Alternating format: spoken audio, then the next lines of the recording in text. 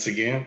We're back here with Keeping It Real with Ana and Paul.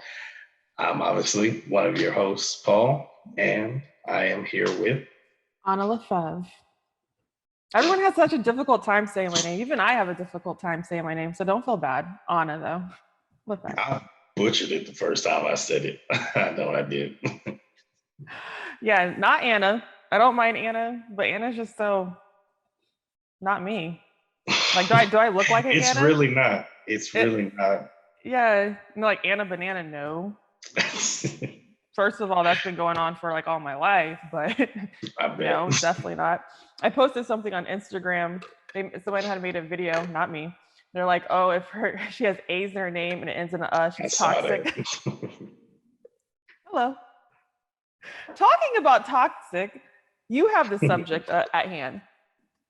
I do, and it was actually inspired by one of your something you shared on your story, asking your followers if they have ever gotten back together with an ex, and I felt like that was a good topic to tackle here for our listeners and the all of the toxicity that comes with it.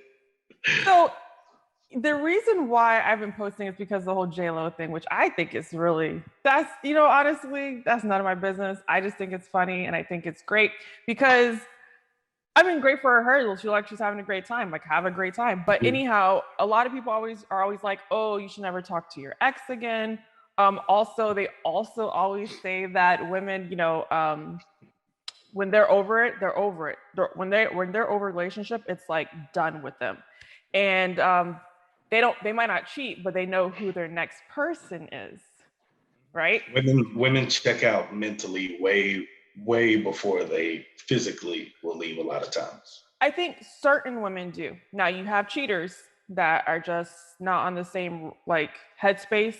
But for me, I will check out. And in my instance, and in my friend's instance, males, like some of the males that are similar to me, we tried. We kept trying, and there was nothing reciprocated from it, and there was nothing saved. Now, this is a really bad example, but I'm going to go ahead and give it.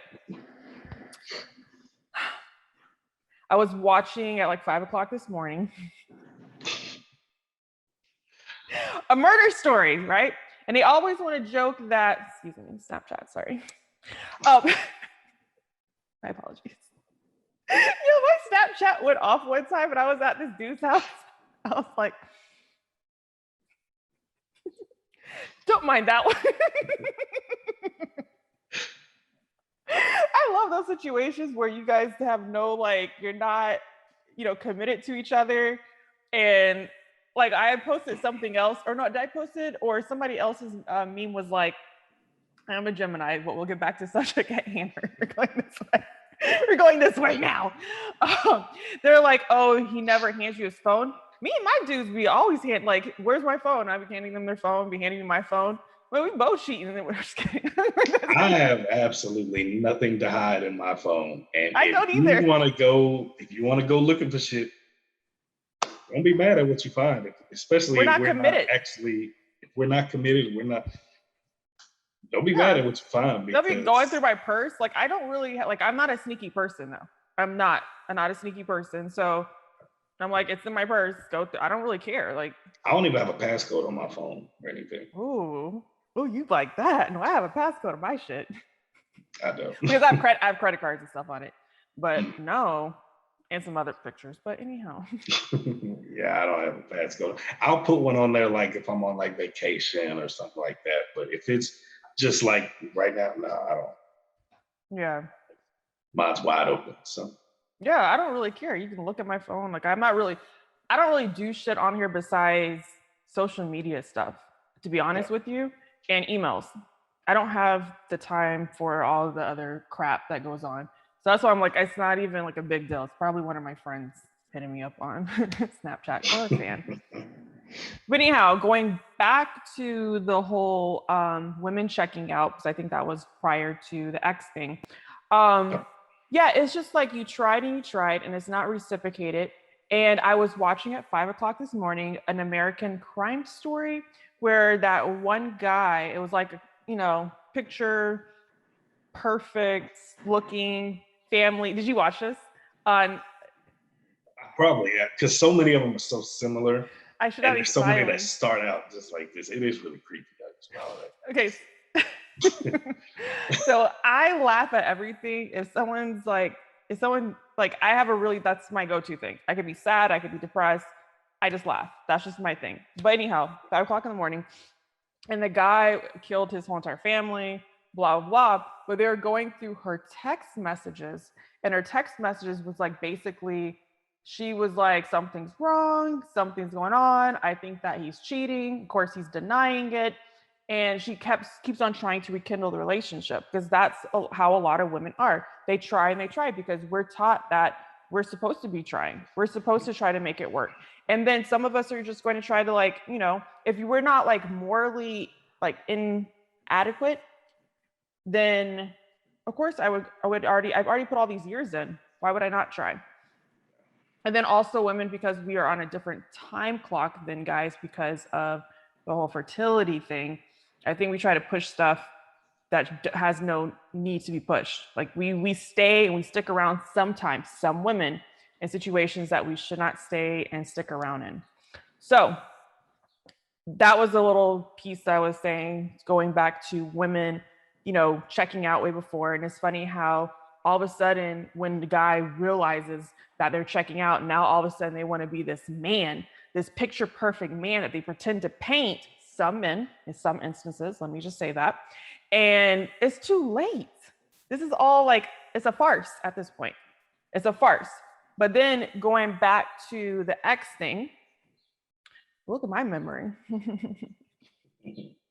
So going back to the X thing, I feel like sometimes, especially if you dated them when you were younger and you were a lot less mature. And I said, there wasn't something morally inadequate. Like, for instance, I'm a Christian, so Christianity is really big for me. If you're not a Christian, that is a deal breaker. So if you were both Christians, if we both have the same idea about having a family and all this other things, why not reevaluate it and recheck it out? Because I was probably emotionally immature, or I was way more immature because I was in my 20s or maybe even a teenager. So my question to you is, have you ever gone back to an ex? Yes, once. And you're single now? Yes. So I can see how that worked out.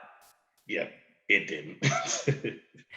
And why? Pray tell me more. Why? It was just, we just weren't in the same place. I guess long story short is, when we tried to go back and try it again, we realized just how wrong we were for each other. Essentially, it's basically what it came down to. Really good friends. And when we were together, we had a great relationship. Just long term, we weren't right for each other. Is basically what it came down to. Morally, was it on a work thing? Was it on a spiritual level? Was it on the fact that somebody wanted to just maybe be out and enjoying a little bit more of a single life than the other person? Or no, I think I would probably say more morally than anything. It wasn't that, because I've always said, especially within the last 5 years or so, I've always said if I met somebody that I truly was down for, it wouldn't be hard for me to take that next step, shut everything else off, and just focus on a relationship. It's not hard for me. I'm not in my early 20s when when I don't really know anything. I was when we were trying again, I think I was 27 at that time. So I was a little bit more mature, and I was open to it. But just in the long run, it just was not, it wasn't, we weren't right for each other. so based on that, what are your tips for somebody who is revisiting a situation or a relationship, or any kind of a situation, relationship, or actual committed relationship with their ex? The biggest thing is how did it end the first go around?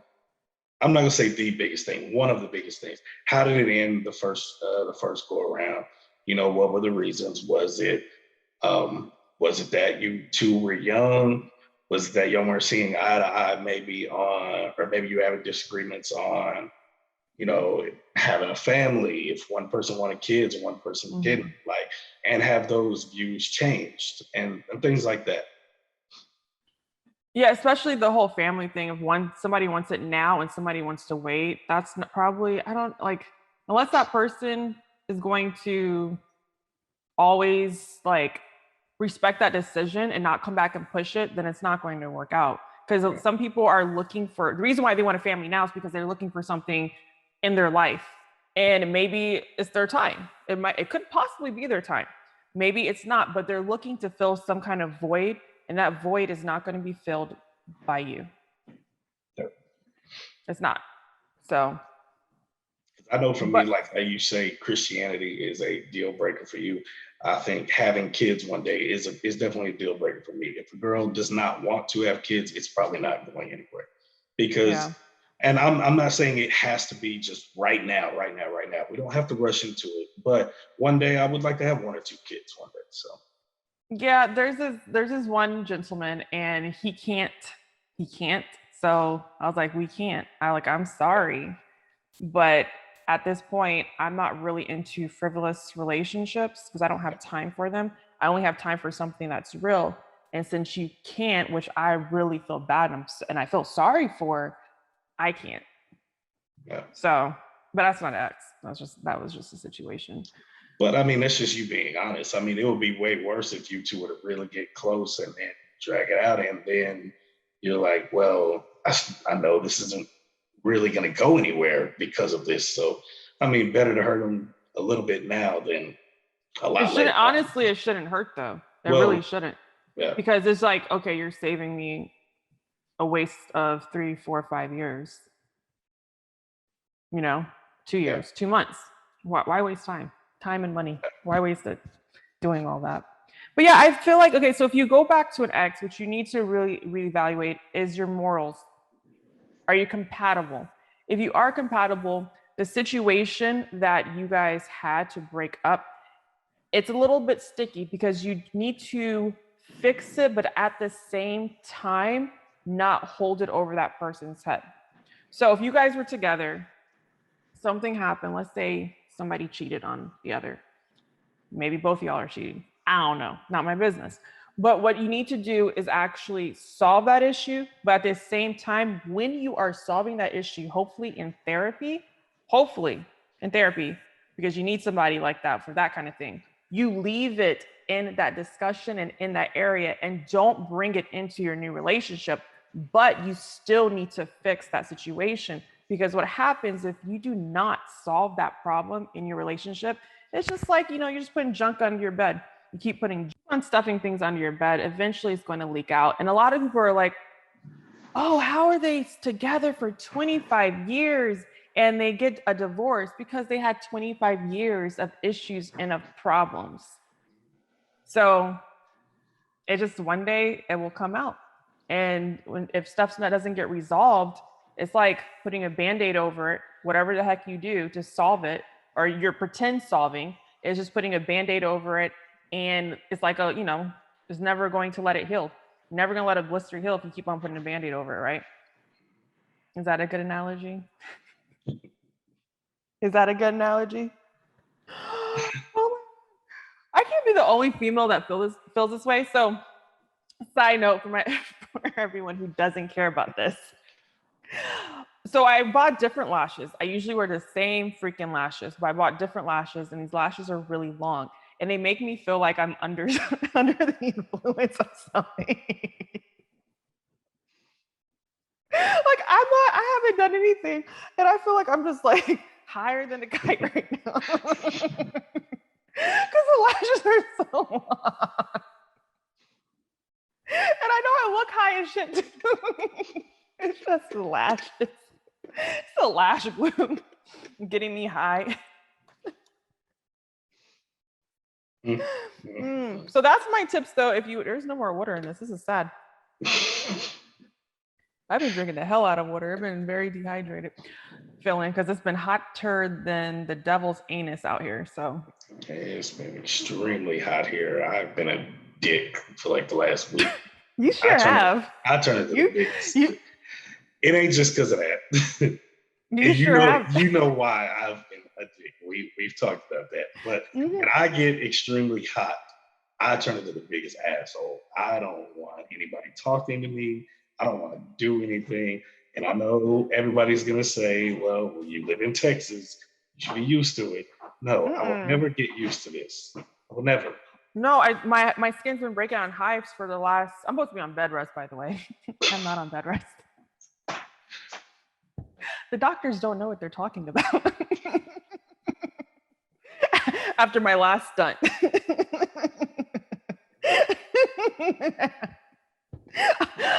Almost had call 911. It was that bad.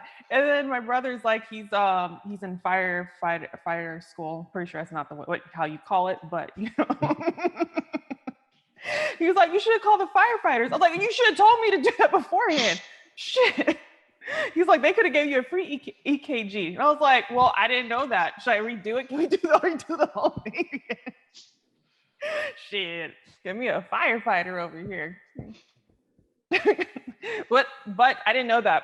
So if you were going through something, you can actually call firefighters instead of the ambulance. Of course, they're not going to take you away, unfortunately. They can't make my dreams come true. But they will come and like see what's going on and then tell you if you need to go to the hospital and give you a free EKG and all that other stuff. So that's a little bit of useless or maybe useful information that my brain has. I think it's useful. I didn't know that. Yeah. I didn't know that too. I definitely would have had some firefighters with the way I was looking too.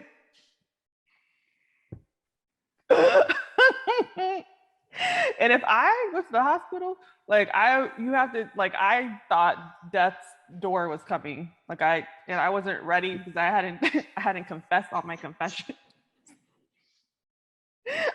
I thought the Grim Reaper was like, this is it. Turn 32, we're gonna give you heart and lung problems at the same fucking time.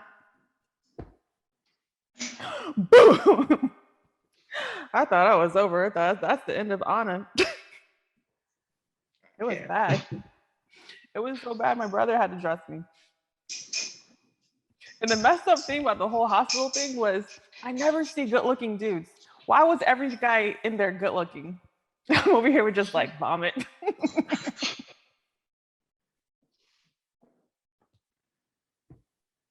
It was so depressing. I was so sad. My latest hospital stunt. It happens every so often. Everything just gives out. It all starts with the lungs. I can't. Oh, like, where'd you go? I was in the hospital all day. I did one day of rest. And then I was back at it. I don't give a shit. Whatever. Until the next stunt. Oh, but anyhow, what was back to the subject at hand after my disappearing act. I don't even know where we left off at. Stuff under the bed, stuff coming out from under the bed. Look at that memory. What else? Long lashes. That's what I wanted my little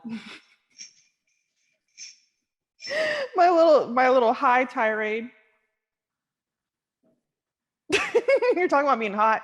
Talking about how I had hives for like I've had hives for 3 days, but I think it's because I've been wiping myself off with Clorox wipes because it's been so hot. And I don't know. My OCD is just like winning at this point.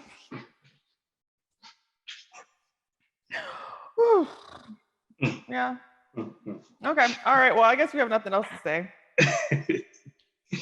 But are you for people rekindling with their exes, or?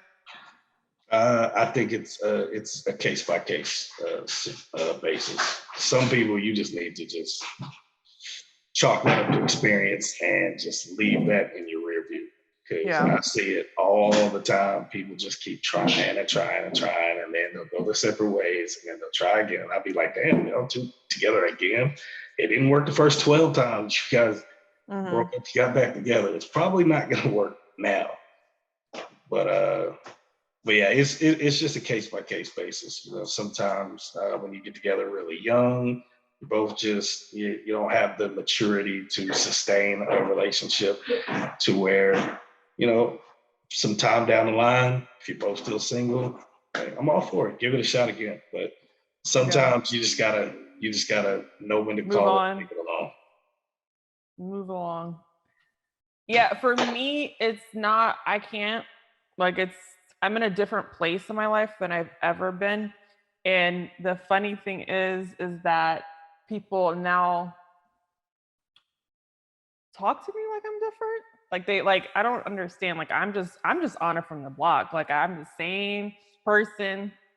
I'm the same, girl that can still get hood on you. I'm still, if you bring it out, it will come out. But no, for me, it's just weird now because they see me as a different, I don't know, it's just weird. So for me, it's not even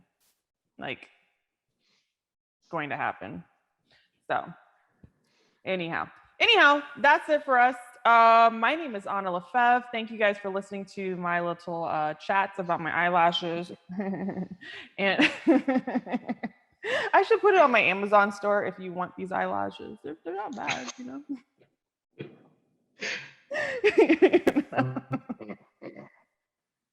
My name is Ana Lefebvre, and this is Paul Chambers. I appreciate all of you listening to me complaining about being an asshole when I'm hot. It's hot out here. So if you ever see me out and you see I'm sweating, keep walking. Don't say anything. And there's deodorant. There's deodorant all around you.